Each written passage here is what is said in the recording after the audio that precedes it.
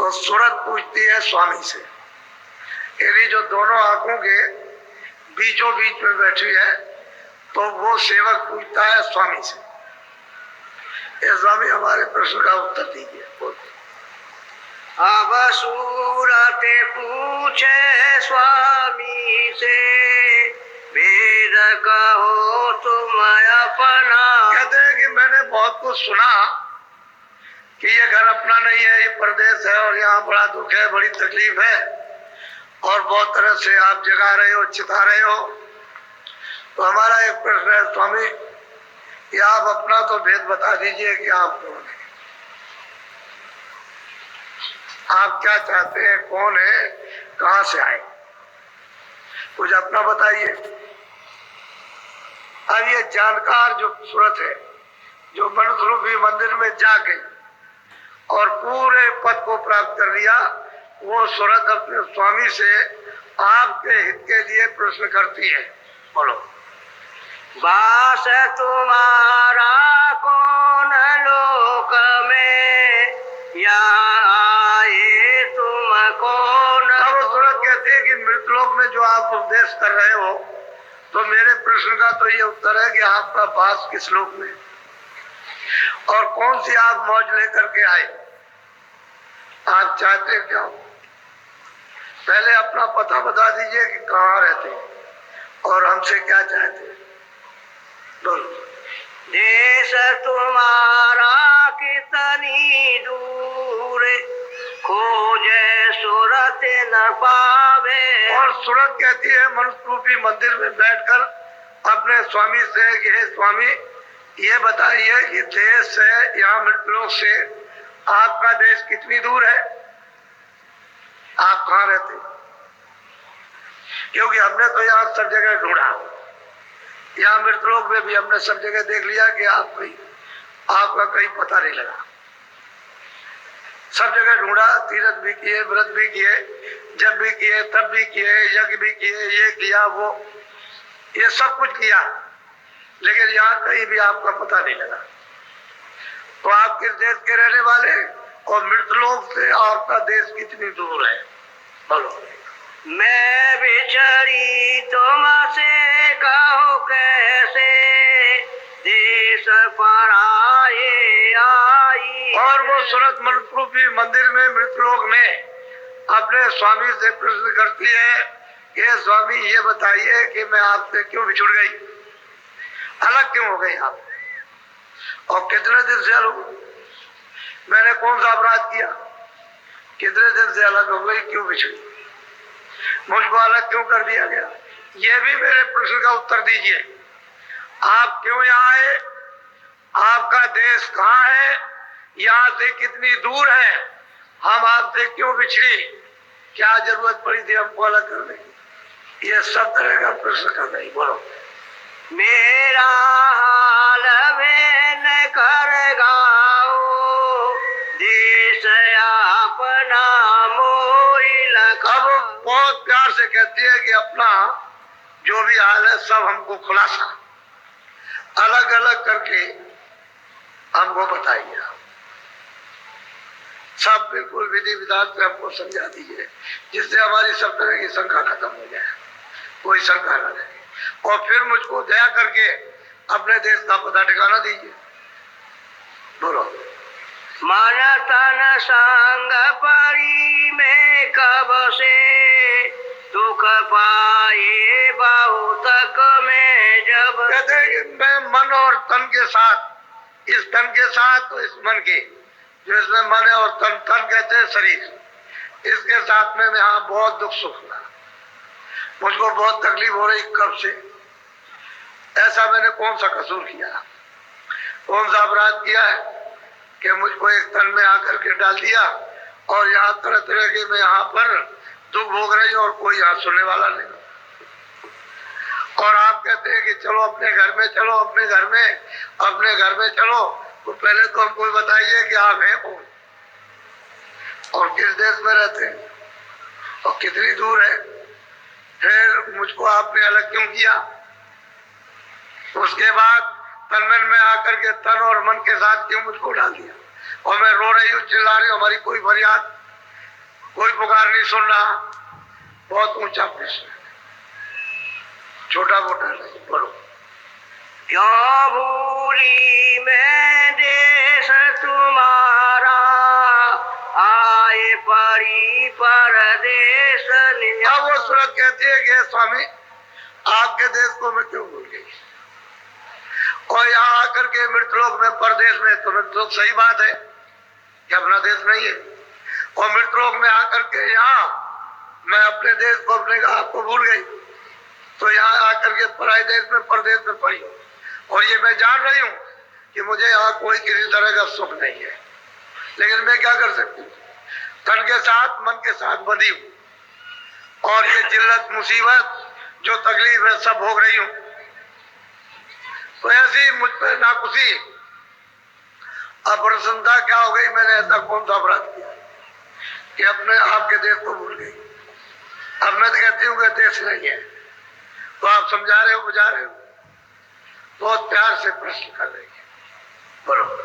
पाताल बसों के मृत्यु लोक में, स्वर्ग बसों के ब्रह्म लोक। अब वो पूछते हैं कि स्वामी ये बताइए कि अच्छा आप पाताल लोक में या यहाँ कहीं मृत्यु लोक में या स्वर्ग में या वैकुंठ में कहीं आप रहते हैं, बता दीजिए कहाँ रहते हैं। वो ये चाहते हैं कि हमने आपको पाताल में भी ढूंढा, वो कहेगी मैंने पाताल में भी ढूंढा, मैंने आज सब जगह मृतलोक में भी खोजा है, कहीं नहीं मिले, स्वर्ग वैकुंठ में भी, तो आप इन लोकों में इन्हीं में रहते हैं। बोलो। वैष्णो लोक वैकुंठ धाम में, इंद्रपुरी शिव मुका। हम कहते हैं कि भाई वैकुंठ धाम में आप रहते या इंद्रपुरी में रहते या शिव धाम में आप रहते हैं, विष्णु धाम में जहाँ गए रहते हो, ये तो बताए कि मैं इन लोकों में रहता हूँ। बोलो। कृष्ण लोक या राम लोक में, प्रकृति लोक या पुरुष लोक में। कहते हैं कि आप राम के लोक में या कृष्ण के लोक में, प्रकृति के लोक में या माया के लोक में, किस लोक में आपका निवास है। तो ये मेरा भी भला है, और इनका बेचारे जीव पीछे आएंगे, ये जब सुनेंगे तो इनका भी भला हो जाएगा। बोलो। या तुम व्यापक सभी लोक में, चार खाने चर। बहुत ऊंचा प्रश्न सूरत करती है मनुष्य भी इस तन में बैठ करके कि आप क्या सर्वत्र व्यापक है, सब जगह, कोई जगह खाली नहीं है, या चार अचर में या चारों खानों में, अंडज पिंडज उपज स्थावर, या मतलब है नरकों में भी आप, किस जगह आपका स्थान है। कहीं ना कहीं तो होगा ही, ऐसा तो नहीं कहीं ना स्थान नहीं है। इन लोगों में हो तो उनको बताइए। आप बोलो। क्यों मोहि डाला काल लोक में, अति भर माया हर्ष सुख। अब वो सूरत कहते हैं कि स्वामी आपने मुझको काल के देश में आकर के क्यों डाल दिया, और यहाँ इसमें तन में आकर के इंद्रियों के साथ बांध दिया। अब हम दुख और सुख तमाम तकलीफ भोग रहे, इस मोह ममता में रो रहे, चिल्ला रहे, तो हमारी तो कोई पुकार यहाँ कोई सुनने उनने वाला नहीं है। हमको यहाँ क्यों डाला, इस मुसीबत में क्यों बचा दिया। बोलो। अब क्यों आए मोहि चितावन, रूप धरा तुम अति मन। आप प्रश्न करती है कि स्वामी अब इतने दिन के बाद, इतने युगों के बाद, इतने कल्पों के बाद आप आए हो, कितने सज्जुग, कितने त्रेता, कितने द्वापर, अनगिनत दिन बीत गए, और कितने कितने कष्ट हमने उठाए, चार खानों में, 84 लक्ष्मियों में, नरकों में, वहाँ हमारी किसी ने कोई विपदा नहीं सुनी, हम कैसे पल पल सताए मारे गए। अब आए हमको जगाने के लिए, चिताने की चीज जा, और रूप कैसा धारण किया, मर्मवान, मोहने वाला। मैं दासी तुम चरण निहारे, वेद देव तुम अपना। हम कहते हैं कि स्वामी मैं वैसे तो मैं आपकी दासी, मैं तो आपके चरणों को छोड़ नहीं सकती, लेकिन सच्ची बात यह है कि अपना भेद बता दीजिए कि आप कहाँ रहते हैं। मैं आपको छोड़ूंगा नहीं, ये पक्का है, और मैं आपकी दासी हूँ, मुझे अपना भेद बता दीजिए। बोलो। तब हसे शब्द स्वामी बोले, सुनो सूरत तुम मैं कहूँ। अब वो बहुत प्रसन्न होकर इस प्रश्न को, तुमने जो मतलब है जो कुछ भी पूछा है मुझे बहुत प्रसन्नता, मैं सब खोल करके तुझे बताऊं, तभी समझ में आएगा, नहीं तो ऐसे नहीं आएगा। बोलो। जो तू पूछे वेद हमारा, का सभी अब कर विस्तार।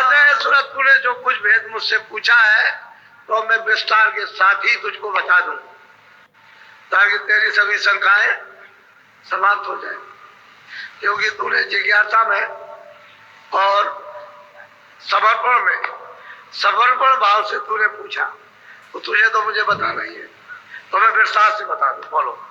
मैं हूँ अगमय नामय माया, रहूं मौज में अधर। अब वो कहते हैं स्वामी के सूरत, मैं हूँ अनाम अमाया, मैं माया से अनाम हूं, मैं अपनी मौत से अधर हूं, यानी ऊपर रहता हूं, मेरा भेद कोई नहीं जानता। बोलो। मेरा भेदन कोई पावे, मैं ही कहूँ तो कहना में कहते स्वामी देख तुरंत, मैं मेरा भेद कोई नहीं जानता, न ऋषि जानते, न मुनि जानते, न योगी जानते, न जति जानते, न सन्यासी जानते, न ब्रह्मचारी, न ब्रह्मद्वार जानते, मेरा बोध न कोई नहीं जानता। मैं जब अपना भेद खुद कहूंगा तभी जानने में आएगा। मैं अनाम हूँ अमाया हूँ, वहां माया नहीं है, वहां कोई नाम नहीं, और अदर में रहता हूँ अपनी मौज में। बोलो। प्रथम अगम रूप में धारा, मैं ही कहूँ तो कहना। वो कहते हैं कि देख सूरत, मैं बिल्कुल अनाम था, मेरी मौत की इच्छा हुई तो मैंने अगम रूप धारण किया, अपना अगम रूप धारण किया और अलग लोक में उसको स्थापित कर दिया। अपने अनाम से, अपने देश से मैं अकेला था, अनाम था, अमाया रहित था, अधर में था, मेरी मौज उठी तो मैंने अगम रूप धारण किया और अगम लोक में उसकी स्थापना कर दी। बोलो। तीसर सात लो पुरुष में भया, सात लोक में ही कहते फिर मैंने अलग रूप धारण किया, अगम से अलग रूप धारण किया और उसके बाद सत रूप धारण किया। तो अलग जब रूप धारण किया तो अगम लोक में, वो लोक उनका अलग है, और सतरूप जब धारण किया तो सतलोक अलग है। तो सतलोक भी अलग है, अलग लोक भी अलग है, अगम लोक भी अलग और अनाम लोक अलग। कहते हैं कि ये मैंने तीनों अपने रूप स्थापित कर दिए तीनों लोकों में। एक का नाम अगम पुरुष, एक का नाम अलग पुरुष और एक का नाम सतपुरुष। इन तीनों में मेरा रूप, यहाँ से उतरी कलाया। अब वो कहते हैं इन तीनों में मेरा रूप स्थापित है, मुझे वहां जानो कि मैं वहां हूं। मैंने अपने सतरूप की स्थापना कर दी, मैं तो अलग हूं, जैसे पहले था वैसे अब भी हूं। मेरी मौज उठी तो मैंने मतलब ये कि तीन रूप स्थापित कर दिए तीनों लोकों में। अब जो कुछ भी रचना का विस्तार होगा यही से होगा, सतलोक से सतपुरुष से होगा। कहते हैं सतपुरुष से दो कलाएं निकली, दो धाराएं। बोलो। यहाँ तक निज कर मुझको जानो, पूर्ण रूप मुझे। अब वो कहते हैं देख सूरत, सही सच्ची बात तो यह है कि इन तीनों लोकों में मेरा रूप, किसी में भी पहुंच जाओ मेरे पास आ जाओ। सतलोक में चले जाओ अलग लोक में चले जाओ, अगम लोक में, जो भी यहाँ आएगा वो मेरे देश में आएगा। उसके लिए वहां कोई बंधन किसी तरह का नहीं, क्यों मेरा रूप है।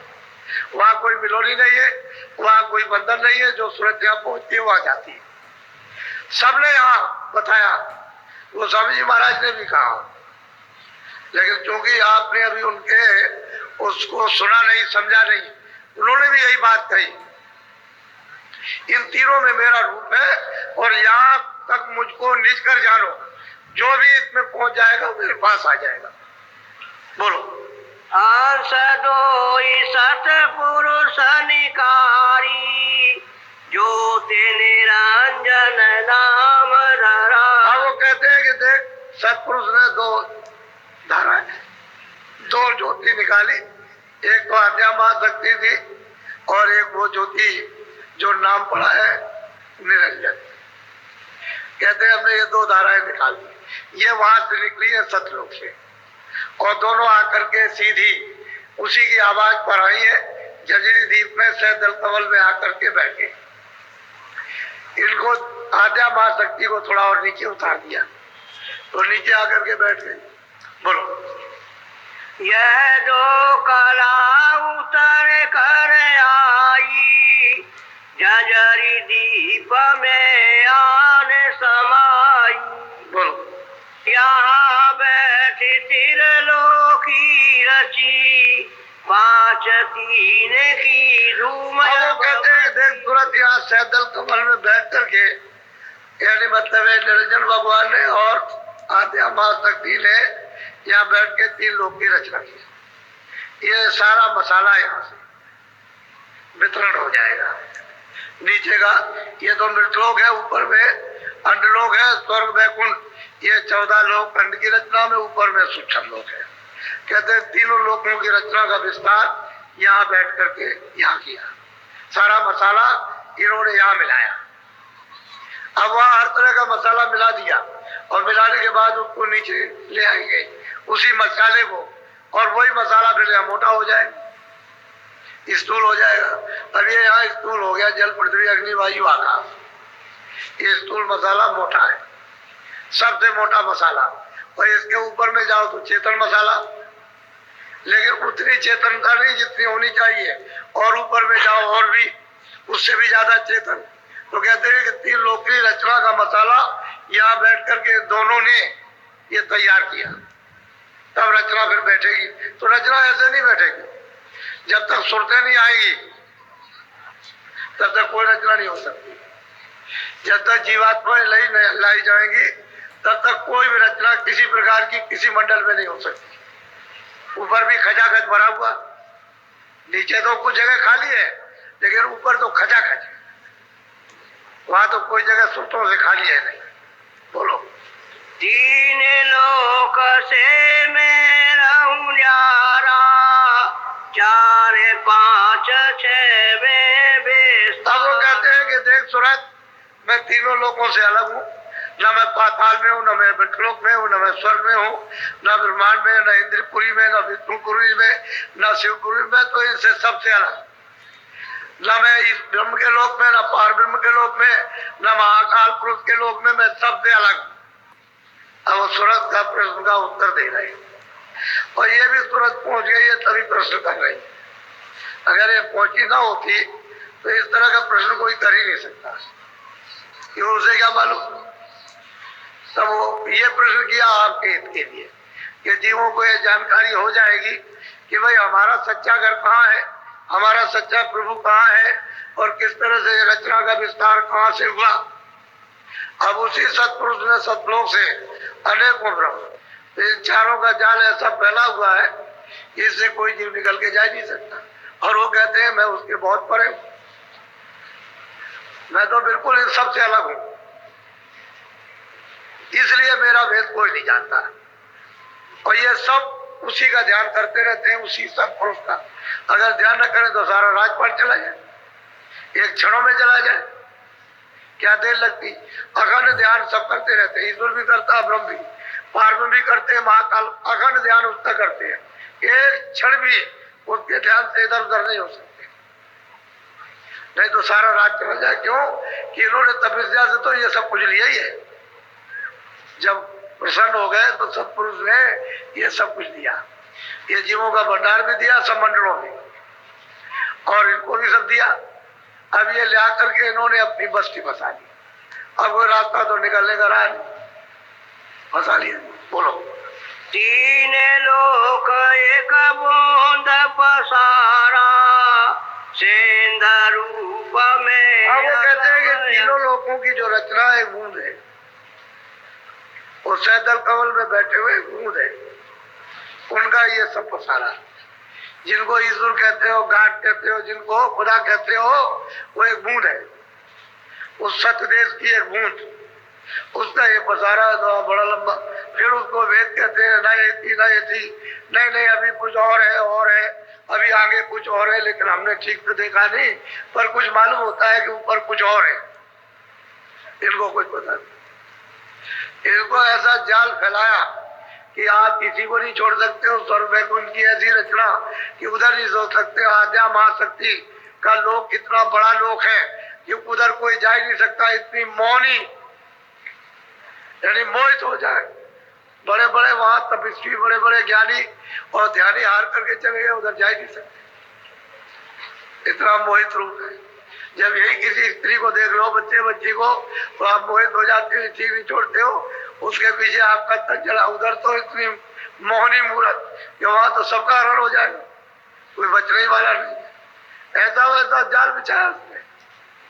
वो तो कोई कोई जीव जो है महात्माओं से जुड़ करके, लग करके और अपना सब समर्पण करके पार जा सकता। वैसे वो किसी को जाने देगा? तो बहुत प्यार से समझा रहे हैं कि मैं इन सबसे आनंद। बोलो बोलो। सुनो सुरते तुम अपना भेद, तुम हम में थी सदा। अब सुरते कहते हैं कि सूरत, जो तू दोनों आंखों के पीछे बैठी हुई है, तू हम में थी, अभेद थी, तुझमें कोई भेद नहीं था। मेरा तेरा रूप एक, अभेद थी, मुझ में थी। बहुत प्यार से समझा रहे कि तुझमें थी, अभेद थी, मेरे पास थी, मुझ में थी, कोई भेद तुझमें मुझ में कुछ नहीं था। बोलो।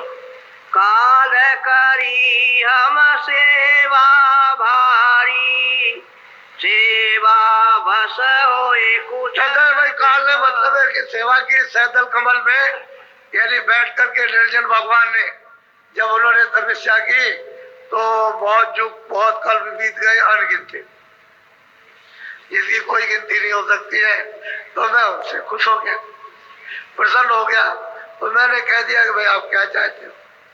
तो उन्होंने मांगा कि इनको हमको दे दीजिए।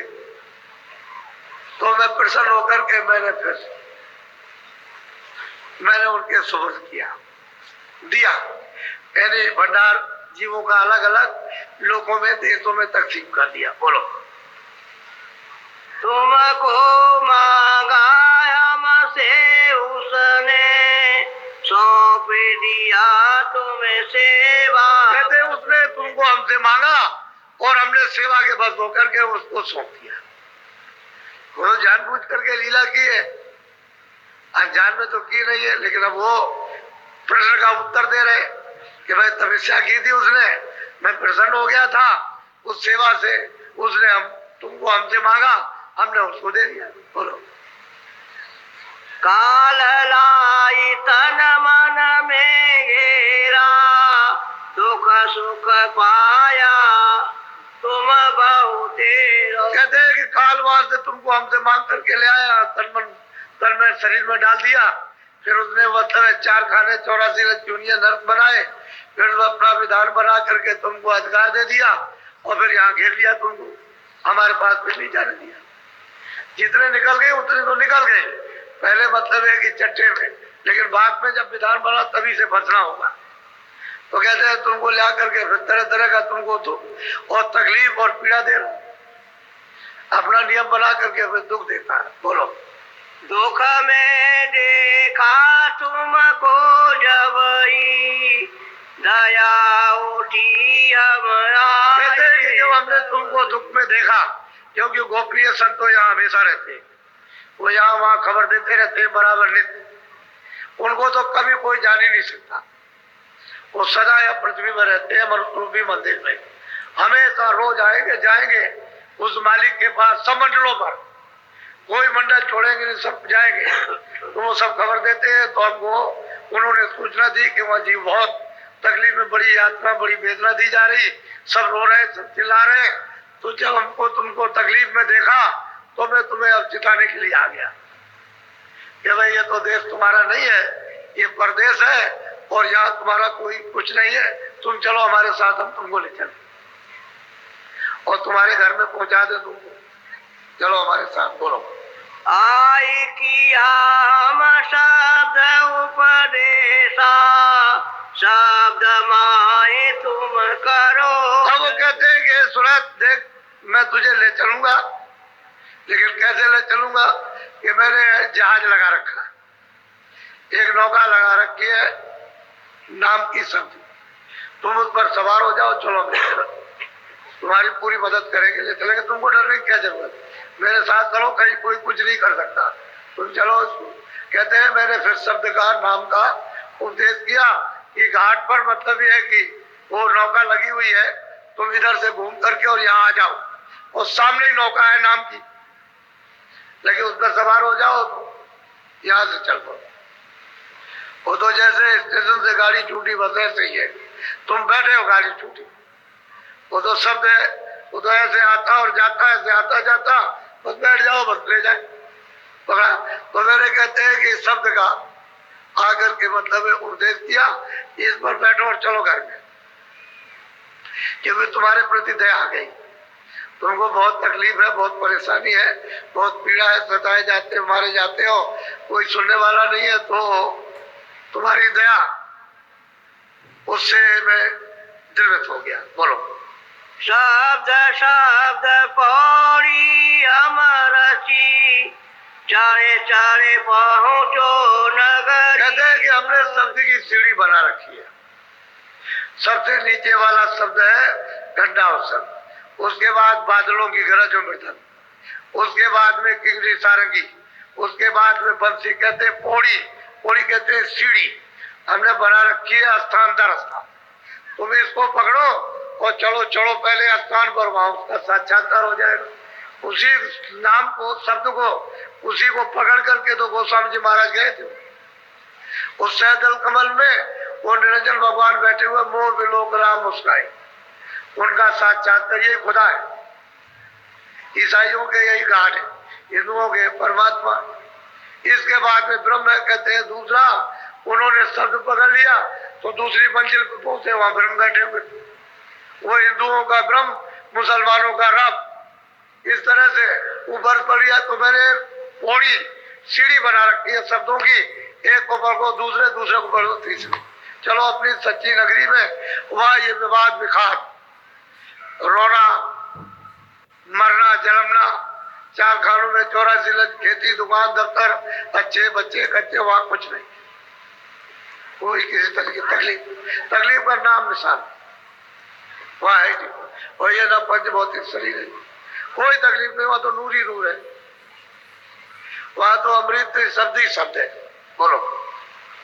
गोंद देश को छोड़ो अबई, सेंद देश चले खुए। हम कहते हैं कि बूंद देश की रचना है, एक बूंदी बूंद आई वहां से और उसने ये रचना कर दी, इसको आप और वहां जो है सिंध है, अपार है, अगम है, उसको आप जानते नहीं। चलो तुम जल्दी से बूंद देश को छोड़ दो, यहाँ तो ये तुम्हारा कुछ नहीं है, चलो अपने सिंध देश में चलो आराम से अचल रहना, फिर तुमको वहां से कोई कभी नहीं निकाल सकता, अपने घर में पहुंच जाओगे, यहाँ आने की जरूरत ही नहीं। जो सूरतें पहुंच गई वो भी यहाँ कभी नहीं आएगी, जो आने वाली सूरतें वहां से, वो तो वही आती हैं जीवों को ले जाने के लिए, जो पहुंच जाते हैं वो भी जीवों को ले जाते हैं, और जो वहां से आते हैं वो भी ले जाते हैं, वो दोनों का काम एक ही हो जाता।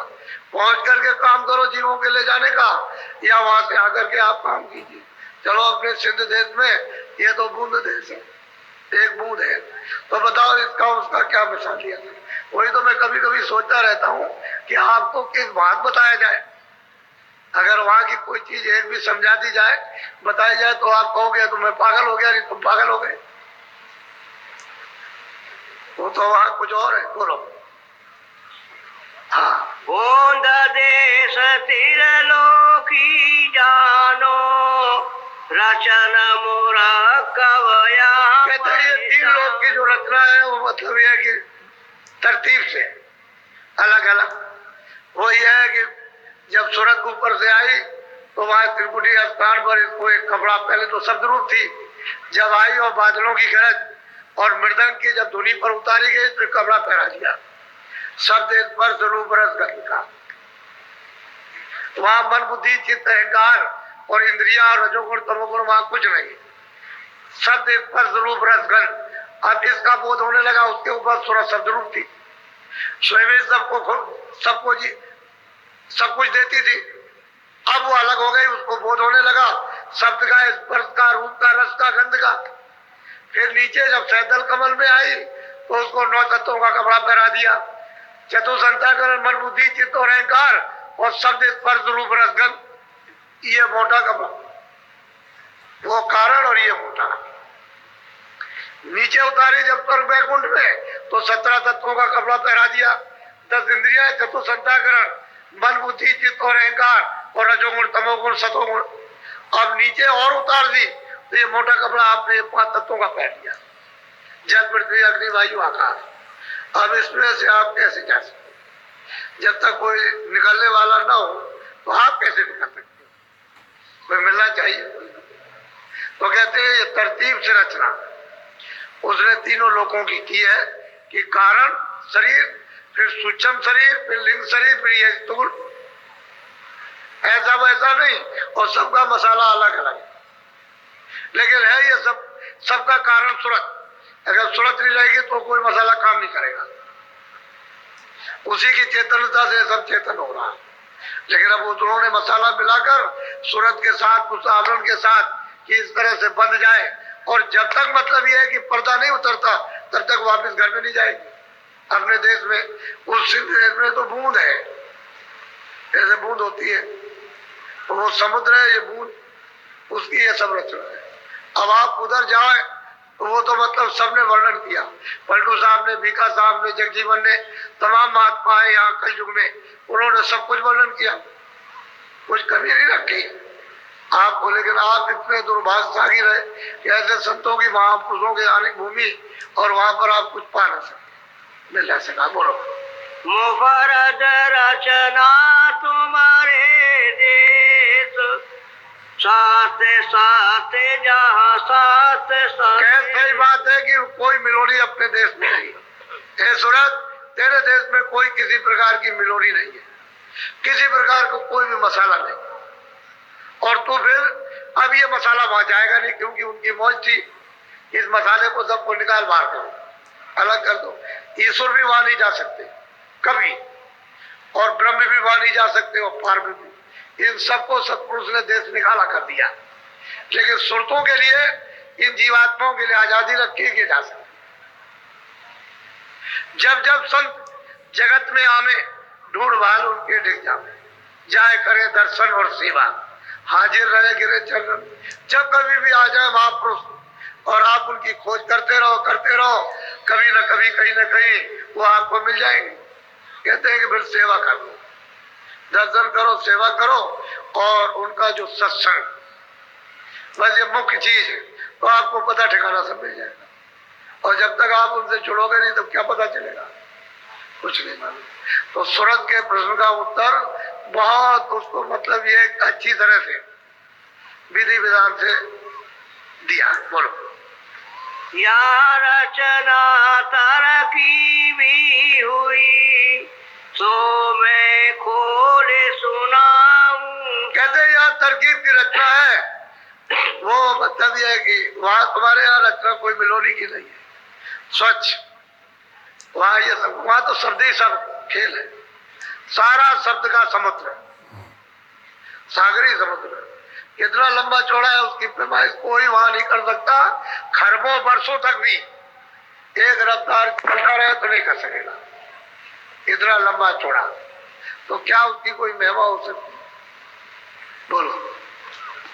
मुफरद बूंद हमारी आई, दूसर माया आन मेरा। कहते हैं कि भाई वो रचना तो पहले वो जो सूरत आई थी वो भी तो सुरती है। अरे जैसे ऊपर से ये सुरतें जहां से उतारी वो भी तो सुरती है, मतलब वो भी आई, वो भी मतलब निर्मल आई थी पहले। फिर बाद में जो मसाला नीचे को डाल नीचे जब किया गया तो उस मसाले को जब मिलाया तो फंस गए, वो भी फंस गए, वो भी निकल के नहीं जा सकते क्योंकि मसाले के अंतर्गत आ गए। अब ये जीव बेचारे मसाले में फंस गए। अब ये तो निकल सकते हैं, वो नहीं जा सकते। कहते हैं उस माया ने उन्होंने जो मसाला मिलाया ऐसा आकर्षण, यानी मृत्यु चेतन जड़ चेतन जड़, उसका ऐसा तैयार किया है कि इसी में आकर्षण, एक दूसरे को खिंचाव ये बना रहता है कि इसमें से कुछ मिल जाएगा, मिलेगा कहीं कुछ नहीं, मिलेगा कुछ नहीं। यहाँ का भोजन अनाज सब्जी फल दूध घी, इसकी रक्षा के लिए कपड़े मकान झोपड़ी जो कुछ भी है ये दवा दारू। लेकिन जब स्वर्ग वैकुंठ में जब जीवात्मा जाती है तो उसका भोजन ये नहीं, न दूध है न पानी है न ये न कुछ नहीं, फल फूल कुछ नहीं, अनाज वगैरह।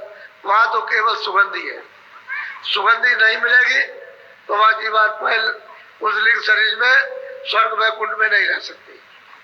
तो भोजन है इन जीवात्माओं का सुगंधी का। इसके बाद अगर इस पर्दे को भी उतार दे, इसको अलग कर दे लिंग पर्दे को, और ऊपर चली जाए सूक्ष्म लोक में, तो वहां सुगंधी बहुत ज्यादा, लेकिन भोजन सुगंधी का नहीं है। सुगंधी बहुत बहुत सुगंधी, लेकिन भोजन नहीं है सुगंधी का। उसको भोजन है नूर का यानी प्रकाश का। सूक्ष्म शरीर में यानी प्रकाश का भोजन है, सुगंधी का नहीं। लिंग शरीर में सुगंधी का भोजन, प्रकाश तो यहाँ भी है लेकिन भोजन है सुगंधी का। और फिर जो सूक्ष्म शरीर है जो सैदल कमल में, तो वहां मतलब प्रकाश का भोजन, सुगंधी बहुत है। उसके ऊपर में जाइए तो वहां सुगंधी का प्रकाश का भोजन नहीं है, वहां शब्द का भोजन है। बगैर शब्द के स्वर्गद्वार कारण शरीर है, तो सबके अलग अलग स्थानों पर अलग अलग शरीर। इसके ऊपर चली जाए, ब्रह्म के ऊपर चली जाए पारब्रह्म में, तो शब्द रूप हो जाती है। ये रचना करने वाली हो जाती है। इसमें इतनी क्षमता कि कितनी बड़ी बड़ी रचनाएं खूबसूरत कर देती है। यही कुछ रचना करने लगती है, शब्द रूप हो जाती है। इसलिए कहते हैं सूरत मैं तुझको खोल करके बता रहा हूं, इसको अच्छी तरह से बोल। पांच तात तीनों गुण मिले, यह सब 10 आपस में। कहते हैं 5 तत्व और तीनों गुण, ये सब मतलब यह है कि आपस में रल मिल करके सब ये खोज तैयार कर दिया। बोलो। रल मिल कर इन रचना ठानी, 3 लोक और चारों बस कहते हैं कि भाई इन 5 मिला करके तत्वों को और फिर रचना मसाला तैयार कर लिया। फिर उन्होंने ये 3 लोग और मतलब ये कि मृत लोग और चारों खानी और ये नरक गरक सब तैयार कर दिए, क्योंकि वो तो तपस्या करके ले आए थे। उनको तो अपनी मौज मर्जी, अब वो जैसा मालिक ने किया वैसा ही, तो जीवों को ले आए, बस जीवों को ले आकर बस ये बेचारे लालच में मोह ममता में फंस गए। बोलो। जहाँ मिलो नीता विचार, जहाँ एक एक में कहा विचार। कहते हैं कि जहाँ माया की मिलोनी है वहाँ तो विचार होता ही है, लेकिन जहाँ माया पर्दा नहीं है वहाँ तो कोई विचार नहीं, वहाँ तो एक ही है। बोलो।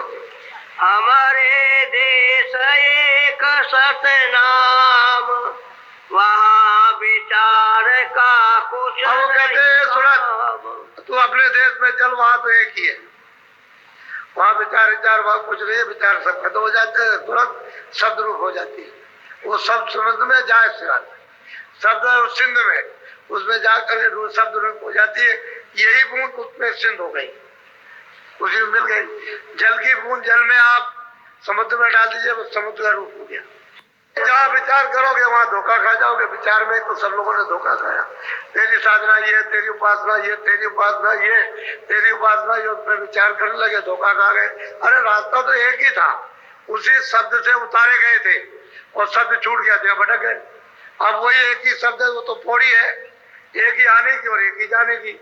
उतर गए तो आ गए, लेकिन सीढ़ी भूल गए, अब रास्ता नहीं।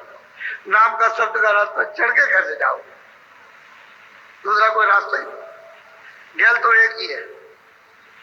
अब यहाँ आप विचार करते हो कि तू ऊंचा है, मैं नीचा हूं। कोई कुछ कहता, कोई कुछ कहता, कोई उनको गाली देता, कोई उनको गाली देता, कोई बुरा भला कहता, कोई। अरे भाई अपनी अपनी जगह पर, अपनी अपनी जगह है उसको। लेकिन बात यह है कि तो सब मिलोनी है। यहाँ तरह तरह के भिन्न भिन्न विचार, भिन्न भिन्न वासना और भिन्न भिन्न तरह काम क्रियाएं, ये तरह से इसमें फंस गए। अब वो एक रास्ता तो रहा नहीं, अब तो अंधकार में अनेकों रास्ते हो गए, इसलिए कोई रास्ता ही नहीं मिलता। अब जब तक कि महात्मा न मिले तो बच्चों ये रास्ता नहीं। मनुष्य रूपी मंदिर में दोनों आंखों के बीचों बीच ये सूरत बैठी है और यही से रास्ता जाता है, लेकिन आपको घाट नहीं मिल रहा। घाट मिलेगा तभी तो तैरोगे, घाट नहीं मिलेगा तो कैसे जाओगे आप? बोलो। चलने की तो करी तैयारी, स्वामी से यो वचन। और वो सूरत कहती है कि स्वामी अब मैं समझ गया, मेरा भ्रम चला गया। कोई किसी तरह से अब तो ये है कि मुझे ले चलिए, और पहुंच तो गई है, ये पहुंचने वाली प्रश्न कर रही, लेकिन आपको बता रही अब तैयारी, चलने की तैयारी, क्या ले चलिए। बोलो। संशय एक उठा मोई भारी, सो निर्वार करो विस्तार। कहते हैं कि और कुछ संशय है जीवों के लिए, कुछ उसका भी निवारण कर दीजिए, क्योंकि वो तो बहुत जरूरी है। जीवों के हित में कोई चीज आ जाए तो फिर कब प्रश्न करेंगे? बोलो। सेवा बस तुम काल को सौंप दिया जब मोई। अब सूरत कहती है कि स्वामी आपने सेवा के बस प्रसन्न होकर उसने आपसे मुझको मांगा और आपने मुझे उसको दे दिया, मेरी ये दशा हो गई। आप कहते हो चलो अपने घर में, आप निश्चिंत रहो, वहां कोई दुख नहीं है, वहां सुखी सुख है, वहां कोई तुम्हारे ऊपर प्रहार नहीं करेगा, वहां कोई मसाला है ही नहीं। तो कहती है कि स्वामी जब आपने पहले सौंप दिया, अब ये विश्वास दिलाइए कि फिर मैं पहुंच गई और मुझे कोई सेवा के बाद फिर सुपुर्द कर दे तो मैं तो मारी गई, ना मैं इधर की रही ना उधर की रही। बहुत आपके लिए बहुत ऊंचा प्रश्न है, बोलो। तो अब कौन भरोसा है तेरे भी ऐसा। तो बहुत प्यार से कहते हैं स्वामी जी अब क्या भरोसा किया जाए, क्योंकि आपने सेवा के बाद हमको दे दिया, और अब अगर हमको वहां चले गए और फिर कभी ऐसा हो कि आप कोई सेवा करें और फिर उसको प्रसन्न होके दे दे, तो ये संशय एक बड़ा भारी है जीवों के लिए, तो इसका निवारण कर दीजिए। बोलो। तब स्वामी हंस कर यो बोले, कहूँ वचन में तुमसे। बहुत प्यार से कहते हैं कि सूरत बहुत प्रसन्न होकर के तूने बहुत अच्छा पूछा और मैं तुझे वचन देता हूँ, उसको तू सुन ले। बोलो।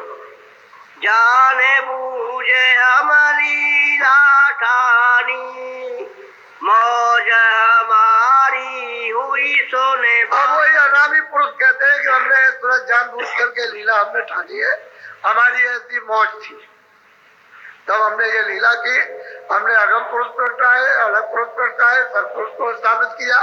उन तीनों देशों में मेरा ही रूप है, और जो भी उन तीनों देशों में पहुंच जाएगा मेरे पास आ जाएगा। मैं अनाम अलग, मेरा अनामी धाम अलग, उनमें नहीं है, न आगम लोक में, न अलग लोक में, न सतलोक में, मैं उन सब, लेकिन तीनों में मेरा रूप है। यहाँ तक मुझको निज कर जानो, मैं यहाँ रहता हूँ, जो यहाँ तुरंत आ जाएगी वो मेरे पास आ जाएगी। बोलो। काल रचा हम समझ बूझ के, बिना काल नहीं खो। अब वो कहते हैं भाई काल को हमने अपने से अलग किया तो समझ बूझ के किया, ऐसे नहीं हमने रचना करी, हम समझ बूझ करके की है कि काल अगर रचा है तो समझ बूझ के रखा।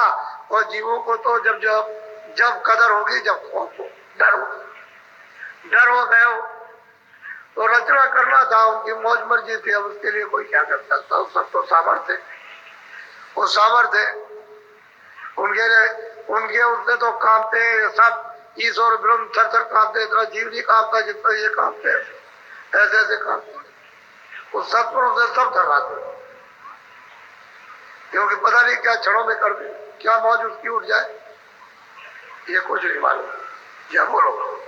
कदर जाल नहीं बिना काल के, मौज उठी तब असदया। कहते हैं कि जब ऐसे कदर जो है वो काल के बिना, यानी जीवों को दयाल की कदर नहीं होती है, तो ऐसी मौज उठी थी, इसलिए रचना रची है। अब आगे वो कहते हैं, इसको सुनाते हैं, बोलो। दिया निकाल काल को आसे, दखल काल अब कभी न। अब वो कहते हैं तुरंत शत्रुओं से काल को निकाल दिया, अब वो यहाँ कभी नहीं आएगा, उसका यहाँ दखल नहीं। वो तो निकाल दिया, वो मसाला लौट के वापस नहीं, उसको निकाल दिया, अभी वही बोलो। मैं समर्थ हूँ सब विधि जाने, वचन मोर तूने। अब उन्होंने अंतिम फैसला कर दिया कि सूरत में समर्थ हूँ, मुझे तू सब प्रकार से जान, चल मेरे साथ चल, कोई रास्ते में कुछ नहीं करेगा, चल मेरे साथ में, मैं तुझे ले चलूंगा। हालांकि पहुंचा तो इन्होंने पहले ही दिया। वो गोस्वामी जी महाराज जिन्होंने 25 साल के अंदर जब ये वहां से पहुंच गए, और उसी 26 साल की उम्र में कितनों को पहुंचा दिया, चलो हमारे साथ, चलो तुमको ले चलो, पहुंच चलो, ले गए, कहले कोई कुछ नहीं कर सकता। अबे उन पुरुषों के साथ क्या कोई करेगा, वो तो सामर्थ्य सब कुछ कर सकते हैं, वो तो दरबार के दरबारी है, जिस दरबार में 70 कांपते हैं सब लोग। तो आपको तो ये बात पता है नहीं, कुछ जानते नहीं, या झगड़ा झंझट में आप फंसे पड़े हुए हो, क्या मालूम हो आपको कि वो दयाल क्या है, काल क्या है, ईश्वर क्या है, परमात्मा क्या है, प्रेम क्या, दया क्या, आनंद क्या है, सुख का सागर क्या, कुछ नहीं जानते। तो इंद्रियों के भोगों में रात और दिन ली, यही भोग भोगते हो, और भोग से मतलब लोग इसी में रोते चिल्लाते रहते, तब तक समय पूरा हो गया, मनुष्य जीवन का निकाल बाहर कर लिया। तो कहते हैं कि मैं तुरंत समर्थ हूं, तुम निश्चय मान, मैं सब कुछ कर सकता हूँ, बोलो। कालन पहुँचे उसी लोक में, अवन करूं कभी ऐसी। और कहते हैं ये वचन दिया है कि काल अब कभी सतलोक में नहीं जाएगा, वो तो दयाली लोक रहेगा, वो तो दयाली देत रहेगा, और ऐसी मौज अब फिर तुरंत तो अब चली चल, अब कभी नहीं करेगा, अब जो हो गया सो गया। ये वचन दिया, सत्य वचन है, ये कभी खंडित होता नहीं। महापुरुषों का जो वचन होता है वो सत्य होता है, खंडित नहीं। अब जीव जो है, जीवों को चाहिए, इसमें लगे पड़े हुए इधर में क्या होने वाला, फंसे हुए हो, ऐसे कहीं कुछ मिल जाएगा, अंधेरे में टटोले हो, इसमें से कुछ नहीं जाएगा, ये अंधेरा ही तो है दिनों रात का, आंख से अंधे कान से बहरे, तो बताओ क्या आपको मिलेगा, कहाँ जाओगे, कहाँ से आएगा, कुछ पता ही नहीं। बिना महात्माओं के बच्चा कुछ काम नहीं होगा, इसलिए ये समझाएं जो आपके सामने आपने कभी भी इस तरह का दृश्य आपने रहा प्रयागराज में नहीं देखा, जो आपको ये दिखाई दे रहा आंखों से इस तरह का। तो आप इसको ऐसा नहीं, आप जरा पहली तारीख को हो जाने दीजिए, मेरे मंच पर आकर के आप जिस दृश्य को देख लीजिए, तो आपकी समझ में आ जाएगा ये सारे देश के अंदर इस जो अपनी सनातन पराविद्या है ईश्वर प्राप्ति के लिए, इस जीवात्माओं के कल्याण के लिए, तो आपको नहीं मालूम कि कैसे चालू होगी, आप तो जानते हैं। जीवों को तो लाभ होने चाहिए, ये तो सबके लिए समा, ये सबके लिए उसकी दया बरसेगी, तो ये नहीं है। यदि ऐसा मत समझो कि मैं बहुत बुरा हूं, मेरे लिए दया नहीं बरसेगी, ऐसी बात नहीं। वो तो जब धारा चलती है तो उसमें कूड़ा कचरा कौन देखता है, जो ज्वार भाटा आता है, जब समुद्र से जब वो ज्वार भाटा आता है तो बड़े बड़े स्टीमर और बड़ी बड़ी गंदगियां वहां पड़ी रहती है, उसको सबको लेकर के कोई स्टीम और वो साहब लेके चला जाता। ऐसे मालिक की दया का जब ऊपर से बेग चलेगा, लेकिन आप उसके लिए जरा तैयार तो रहो किनारे पर। किनारा तो पकड़ लो कि किनारे पर जरा सा बैठे रहो, कम से कम रोज की ज्वार बाटा है वो एक ही बार। ये सब के सब जो इंतजार कर रहे हो सब एक ही साथ चले जाओ, निकल। ऐसी इंतजारी करनी पड़ती है, ऐसा नहीं।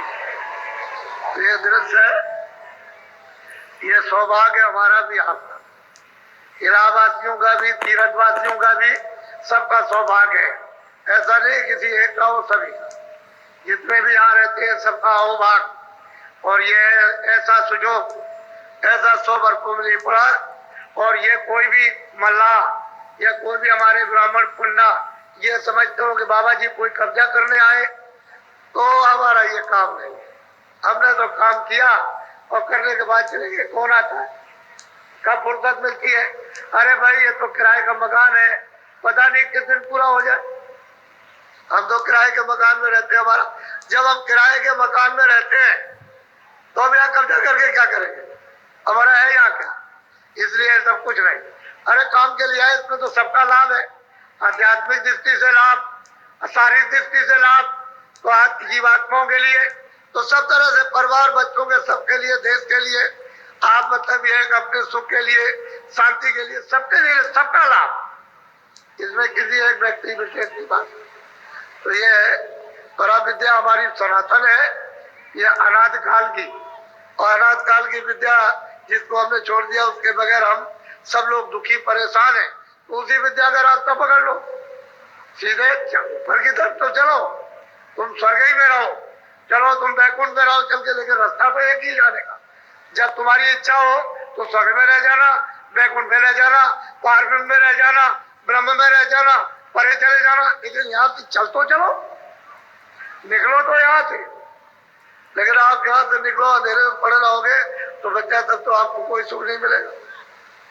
ये सब चीजें अपनी अपनी जगह पर सत्य है, जो जिसकी जगह अपनी जगह बिल्कुल निश्चित है, इसलिए आप उसको अदल बदल नहीं सकते हो। और महात्माओं ने किसी को बुरा नहीं कहा, सबको अपनी अपनी जगह की स्थापना, और अब खुद पूजा की और खुद आपसे कराई और करा करके सीधे ले चले, तभी तो कोई आदमी छेड़ता चढ़ता नहीं है। अरे जिसके राज में रहोगे उसके अनुकूल चलोगे, खुश हो जाएगा। अब गोस्वामी जी महाराज कहते हैं कि मोह बिलो को राम मुस्काई, कहते हैं मैं उसके अनुकूल रहा तो मुझे देख करके, मैं उनको देख करके वो प्रसन्न हो गए। कहा अच्छा तुम चले जाओ, आगे निकल जाओ। तो तभी तो आगे रास्ता दे दिया, जब रास्ता दे दिया तो आगे चल दिए। उस बार जब गए तो देखते हैं जाकर के, तो उधर के लोग भी खुश हो गए कि नहीं तुम आगे चले जाओ, प्रसन्न हो गए, तो फिर वो आगे चले गए। उन्होंने किसको बुरा कहा? महात्मा कभी ऐसा काम नहीं करते, किसी को बुरा नहीं करते, सबको अपनी अपनी जगह पर ऐसा उचित जो गुण अवगुण है उसको बता देते हैं, ये गुण है ये अवगुण, ये अच्छा है, हर जगह पर। ये आपका घर है या नहीं है, प्रदेश है या इतने दिन का, ये सब बता देंगे आपको। अब वो तो आपकी इच्छा के ऊपर है, क्योंकि आप ही की इच्छा पर तो सबको रखा गया। इच्छा हो जाए तो चले चलो, इच्छा हो जाए पड़े रहो, कोई क्या। अच्छा बोलो जय गुरुदेव।